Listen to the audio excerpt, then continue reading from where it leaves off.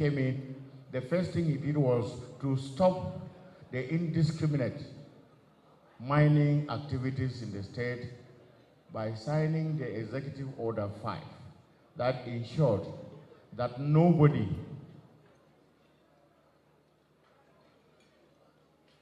is involved in illegal mining activities without due process. And the intent of that order was to ensure that whatever is done to process our natural resources benefits the immediate community, the immediate local government, the state, and the federal government. Today, we had the representative of the President of Ghana testifying that where proper procedures are put in place to process mineral resources, the advantages are enormous. And of course, we want to thank you because you are here, you are part of the history that is made, and we want to thank you by showing our little appreciation in organizing this banquet to prove that appreciation. We have our friends that have come across the country to be here. We have a representative of the Honorable Minister of Arts and Culture, Hadiza Ali is here, the representative of the Jigawa State Governor, Aisha, the Director General Invest Jigawa. They are all here to prove that we are friends and we are partners indeed for the progress of our respective states. And again, we have our friends from Kenya. We have the ambassador to Kenya, I'm told is around. We have one of the biggest investors in tea in Kenya. Just one of the companies from the Cape Chim Chim group of companies, one of the biggest here, the General Manager Finance and then Director Commerce. Mr. Brian and Brenda are here at the instance of His Excellency and within 5 days' notice to attend Tarabest.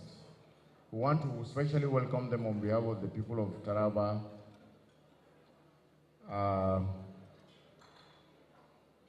Who are here not just to attend the Tarabest, but to visit the Mambila and look at our tea farm and advise the government on how we can partner to expand that farm.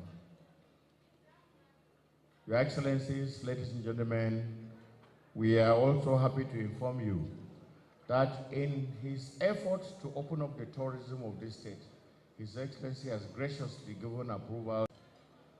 Those who are going to develop one of the biggest resorts on the Mambila Plateau to commence immediately the construction of one of the biggest holiday resorts in Nigeria. And this, they will commence almost immediately. All these efforts by His Excellency is to ensure that we harness the resources and make the best use of what we have in this country. In this trip to Mambila this week, we also have our Indian friends that will be accompanying us to go to Mambila to look at what we have. And Your Excellencies, our friends, the diplomats, these are just few instances where we have people that have indicated that they will work. I know that most of you have also indicated we are ready at any time to welcome you and to take you to any part of the state and show you places of interest where you can bring investors from your respective countries to invest in Taraba State. So once again, on behalf of His Excellency and his government and the people of Taraba State, it is my singular honor and privilege to welcome you all to Taraba State and to cap the first Taraba State International Investment Summit by this banquet dinner in your honor. Thank you, welcome, and enjoy your dinner. And I'm sure in the soonest time you are going to also enjoy the vast cultural heritage and display that we have in Taraba State. Welcome and good evening. God bless you. Waste our time again. I know you are here to see, not just to hear what we're talking about. So we're going to go straight into the cultural display.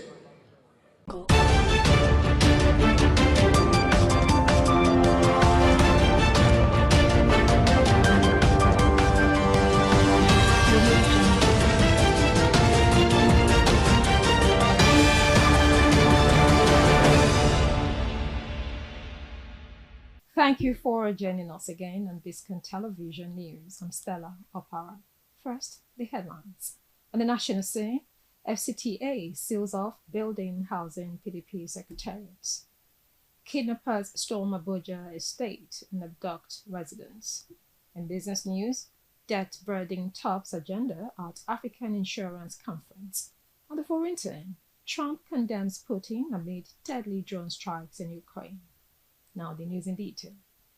Officials from the Federal Capital Territory Administration under the leadership of Minister of Federal Capital Territory, Nyesom Wike, have sealed the national headquarters of the People's Democratic Party. At exactly 2:06 p.m., a group of FCTA staff locked the entrance gate of Wadata Plaza, the PDP's national secretariat located in Wusezon 5, Abuja.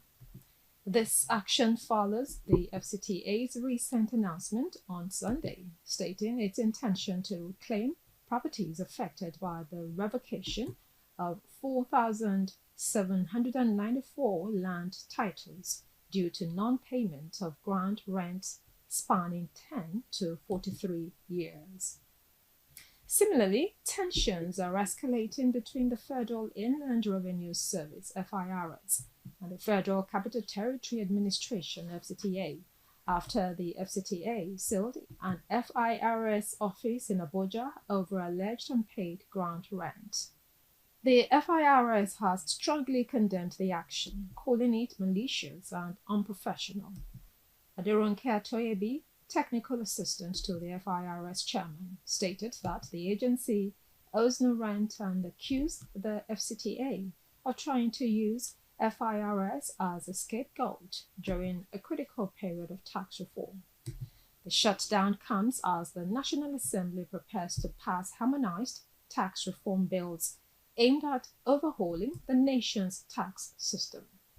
Observers warn that such interagency conflict could delay fiscal policy implementation and erode public confidence.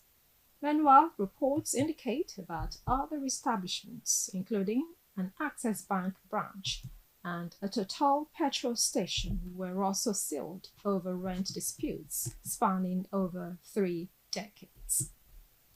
Away from that, panic gripped residents of Go Home Estate in Kobo, Abuja, when heavily armed kidnappers stormed the area between midnight and 1:30 a.m., abducting 2 people and overpowering local security. Now, after an intense gunfight between the police and the assailants, one of the abducted victims, a woman identified as Chinyere Joe, was rescued, while the second victim remains in captivity. Now, according to the FCT Police Command spokesperson Josephine Ade, the gunmen breached the estate's rear fence before launching the attack. Security forces, including the army, are now working to track down the kidnappers and rescue the remaining victim.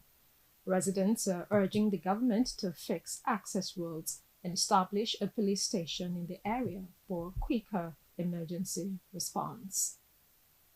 You're watching Biscon TV News. Business news comes up shortly.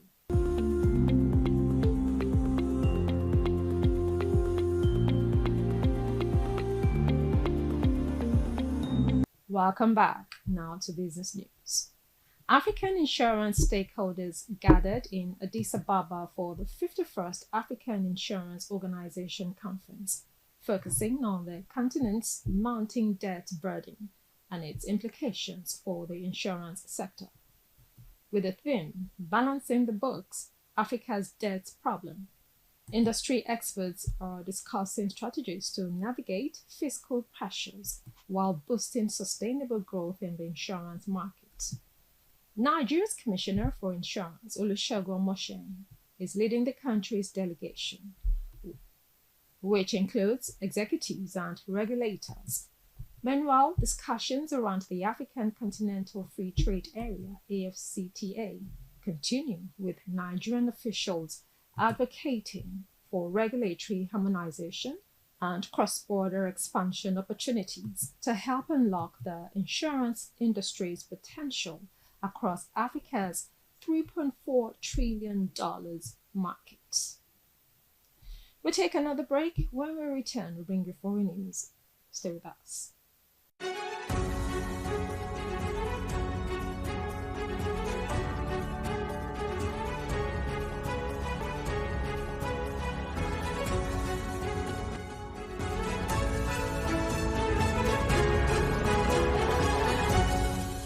Welcome back.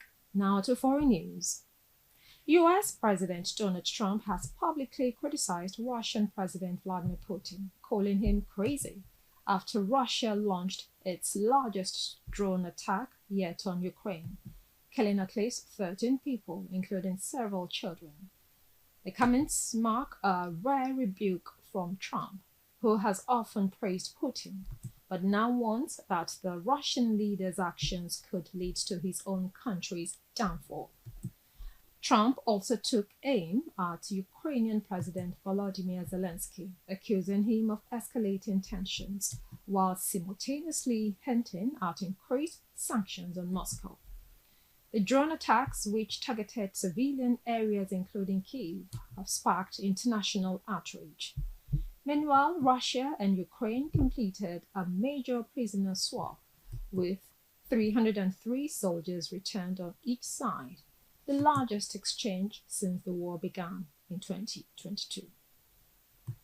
So to come is sports news. We'll bring you details shortly. Audio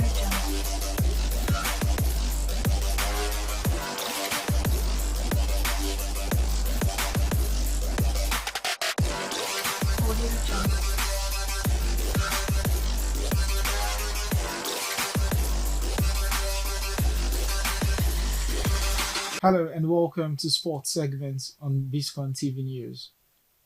Team Delta have moved clear at the top of the medals table at the ongoing 2024 National Sports Festival in Ogun State. The defending champions topped the standings with 122 medals, including 52 gold, 23 silver and 47 bronze medals. Second placed Bayelsa have amassed a total of 88 medals, consisting of 37 gold, 26 silver, and 27 bronze. Host Ogun State moved to third position on the table with 78 medals, comprising of 30 gold, 19 silver, as well as 29 bronze. Team Rivers dropped to fourth position with 28 gold, 22 silver, and 27 bronze. Team Edo jumped into fifth position with 23 gold, 54 silver, as well as 53 bronze medals. Edo State enjoyed a dominant display in gymnastics and boxing on Sunday. All the states will continue their hunt for medals across different categories and centers today. Finally, on sports, Xabi Alonso has said his plan is to build a great Real Madrid team. Alonso was appointed manager of his former club on a 3-year deal on Sunday, replacing the outgoing Carlo Ancelotti, who will take charge of the Brazil men's national team. Madrid endured a disappointing campaign, surrendering their La Liga title to Barcelona, losing to their arch rivals in the finals of the Copa del Rey and the Spanish Super Cup, and crashing out of the Champions League to Arsenal in the quarter-final stage. Speaking after his unveiling ceremony, Alonso said, "I want to build a great team. We have top players. We can achieve great things. I want people to say this is my Real Madrid when they watch us play." The Real Madrid fans are excited to begin this new era, to grow and to make the history of this club even greater. It's a special day. It's a day I will have marked in my calendar for life. I am very happy to be here in what I feel is my own. End of quote. Alonso, who won a league and a cup double with Leverkusen in 2023-24, explained his decision to return to Madrid 11 years after he left the club as a player. That's all on sports.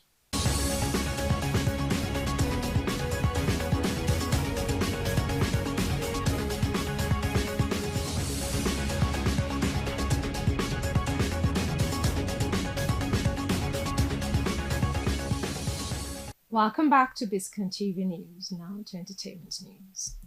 Nollywood actress and new mom Jodie Austin has expressed heartfelt gratitude to her colleague Chika Lan after receiving a generous gift of 1 million naira for her newborn daughter. The emotional gesture comes just days after Jodie and her husband, actor Yul Edochie, announced the arrival of their third child together, a baby girl named Universe Ifeanyiwa Storm Yul Edochie. Jodie, who has been basking in the joy of motherhood, shared a screenshot of the bank alert on her Instagram page and penned an appreciative message to Chika Lan. And that's the news for now on Biscon Television. Now the last line. Kevin Plank said, "Trust is built in drops and lost in buckets." I'm Stella Opara. Thank you for watching.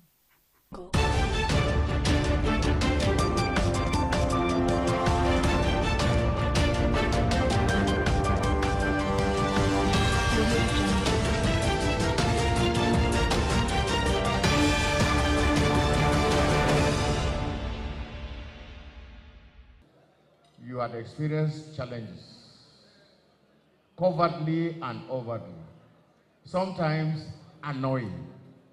But in your usual characteristics, that you had the ability, sir, to overcome some of these things to ensure that Taravest is a success.